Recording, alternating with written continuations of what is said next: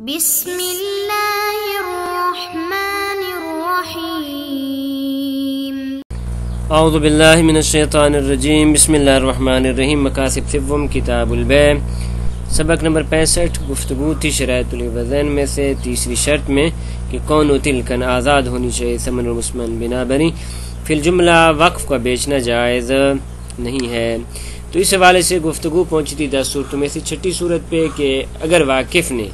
شرط لگائی ہو کہ حاجت کی صورت میں اس کو بیچا جائے، یا یہ شرط لگائی ہو کہ اگر بطن موجود یا بطون بادی کے لیے مصلحت ہو، چاہے مصلحت خاصہ ہو یا مصلحت عامہ، تو اس کا بیچنا جائز ہے۔ اس کے بارے میں کیا حکم ہے فرماتے ہیں، جب ہم علماء کی فقہا کی عبارات کو دیکھتے ہیں تو مثلا جناب علامہ حلی رحمۃ اللہ علیہ کی عبارات مختلف ہیں، بعض عبارات سے جواز ظاہر ہوتا ہے اور بعض عبارات سے عدم جواز، جبکہ خود مصنف رحمۃ اللہ علیہ اور بعض فقہا کے نزدیک بیع جائز ہے۔ ان کے نزدیک جو ادلہ ہیں جو جناب شیخ انصاری رحمۃ اللہ ذکر کیے ہیں وہ عموم ہے برخی روایات کا، تو ان میں سے آج ہم آخری روایت پڑھ رہے ہیں کہ جو جواز پہ دلالت کرتی ہے، اگرچہ آخر میں ایک مہم اشکال ہے جس کی وضاحت جناب مصنف نے نہیں کی، تو اس کو بھی ہم خود سے ذکر کریں گے محشین کی عبارات کو دیکھ کر۔ السورۃ السادسہ چھٹی صورت ان یشترط الواقف بیعہ عند الحاجہ، کہ حاجت کی صورت میں اس کا بیچنا جائز ہوگا، او اذا کان فی مصلحہ، یا اگر اس کی بیع میں مصلحت موجود ہو بطن اول کے لیے یا تمام بطون کے لیے، چاہے مصلحت بصورت عمومی ہو یا خصوصی، تو اس کا بیچنا جائز ہوگا۔ تو فرماتے ہیں جواز کی روایتوں میں سے ایک اور روایت وہ یہ ہے کہ ثم انہ روی صحیحا فی الکافی،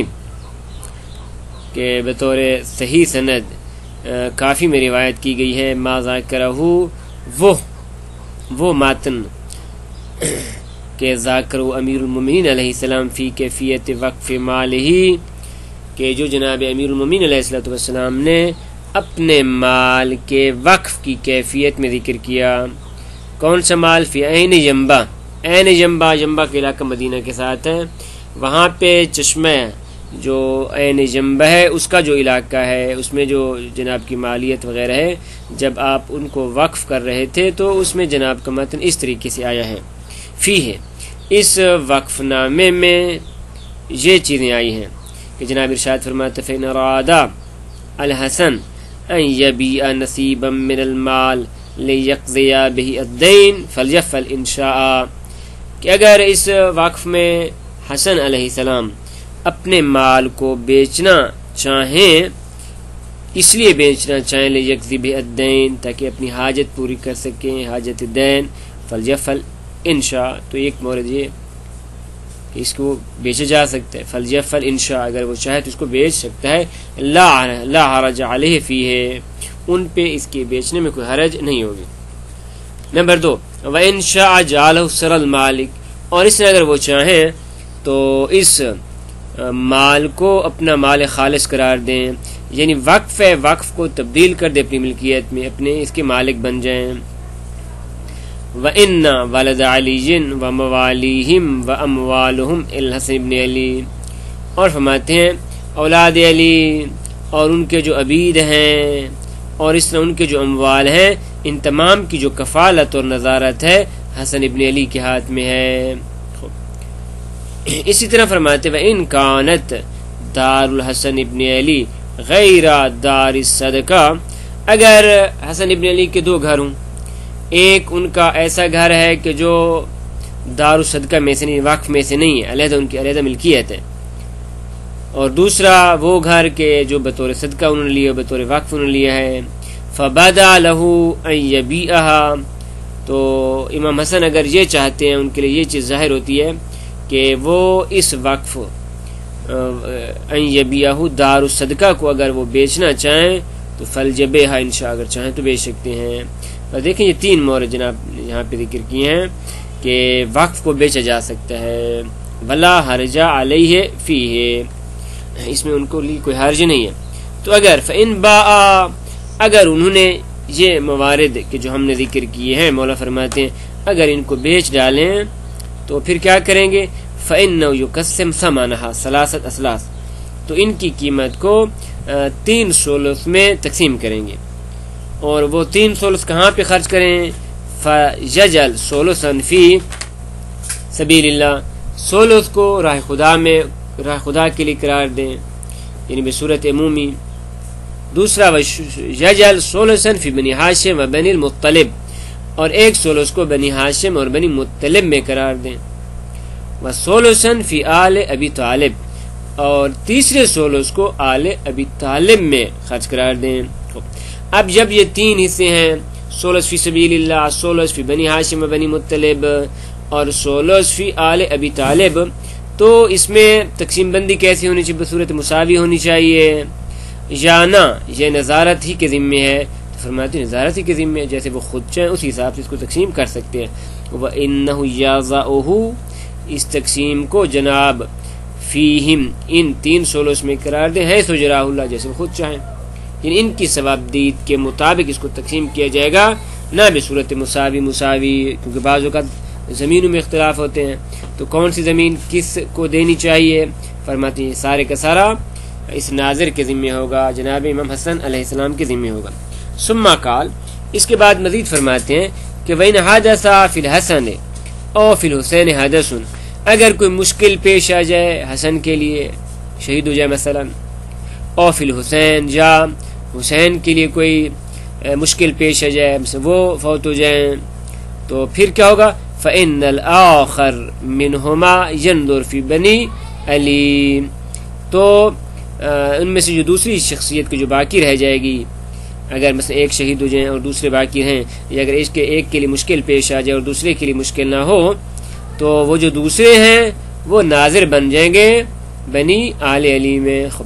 اسی طرح جناب کی عبارت ہے یہاں تک کہ جناب فرماتے ہیں اِلَىٰ أَنْ قَالَ فَإِنَّهُ يَجْعَلُهُ فِي رَجُلٍ، کہ خود وہ کیا کریں گے، وہ کفیل اور ناظر، کہ وہ قرار دیں گے اس وقف کو فی رجلٍ، ایک ایسے شخص کے ہاتھ میں کہ یرضا ہو، جس پہ راضی ہوں، جس پہ خود راضی ہوں، لیکن وہ شخص کس میں سے ہونا چاہیے؟ من بنی ہاشم، بنی ہاشم میں سے کسی شخص کو قرار دیں۔ نیز یہ کہ وَأَنَّهُ يَشْتَرِطُ عَلَى الَّذِي يَجْعَلُ إِلَيْهِ، وہ شرط قرار دے گی اس شخص پہ کہ جس کو بطور ناظر آگے قرار دے رہے ہیں کہ أَن يَتْرُكَ هَذَا الْمَالَ عَلَى أُصُولِهِ، کہ اس مال کو اپنے اصول پہ ترک کریں گے، اور اس میں سے جو انفاق کریں گے وہ ثمرہ کا ہوگا، نہ کہ اصول کو انفاق کرنا شروع کر دے، جی نہیں، اصل باقی رہیں، وَيَنْفِقْ الثَّمَرَةَ، اور اس کا جو ثمرہ ہے اس کا انفاق کرے، ہے سو آمرہ بہی، اس طرح جس طرح امام حسن اس کو امر کریں، من سبیل اللہ بوجہ، وہی صورتیں جو پہلے بیان ہوئی کہ سبیل اللہ میں بھی ایسے ہی ہوگا، ووجوہات سبیل اللہ میں، اور اس طرح وذوی الرحم من بنی ہاشم و بنی المطلب،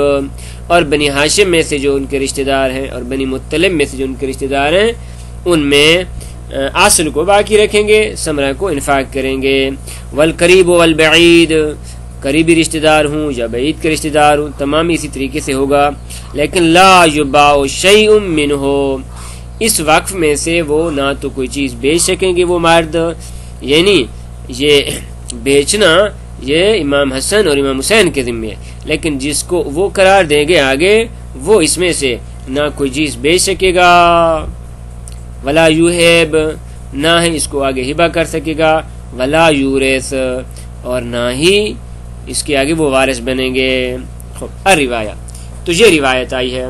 فرماتے ہیں ظاہرھا، اس روایت کا ظہور کس میں ہے؟ جواز اشتراط البیع فی الوقف، کہ وقف میں بیع کرنا،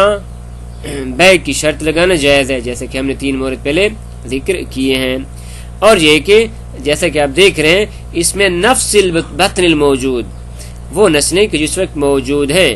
ان کے لیے بھی وقف میں اشتراط بیع کے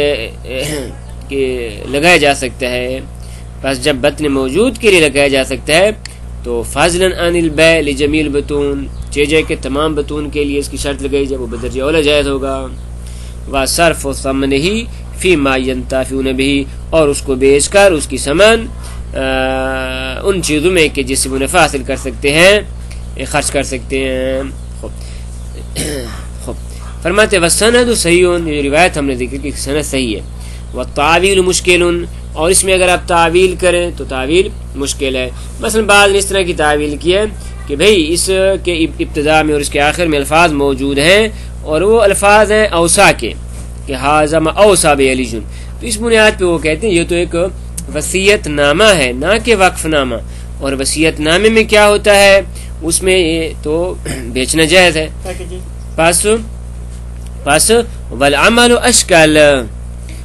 تعویل اس کی مشکل ہے کہ اگر آپ کہیں اس کو یہ وصیت نامہ ہے وقف نامہ نہیں، فرماتے یہ نہیں ہو سکتا. لیکن والعمل اشکال اس روایت کے مطابق فتویٰ دینا یہ اس سے زیادہ مشکل ہے. کیوں؟ کیونکہ ہمارے علماء کرام نے اسے اعراض کیا ہے، انہوں نے اس کو قبول نہیں کیا. خب کیوں قبول نہیں کیا؟ خب یہ دیکھنا پڑے گا. شاید وہ اس بنیاد پر انہوں نے قبول نہیں کیا کہ وہ بھی اس کو ایک وصیت نامہ سمجھتے ہیں نہ کہ وقف نامہ، یا ممکن ہے ان کے پاس کوئی چیزیں آئی ہوں جو ہم تک نہ پہنچ سکی ہوں. تو خلاصہ علماء نے اس روایت سے اعراض کیا ہے، بنابر اس روایت پہ عمل کرنا مشکل ہے. البتہ متاخرین میں سے اکثر جو ہیں وہ اس روایت کے مطابق فتویٰ دے، جیسے کہ محشین نے اس کو ذکر کیا ہے. محشین میں سے بعض نے کہا ہے کہ نہ اس پہ عمل مشکل نہیں بلکہ اس روایت کے مطابق فتویٰ دینا جائز ہے. وصلی اللہ علی محمد و اہل بیتہ الطیبین الطاہرین.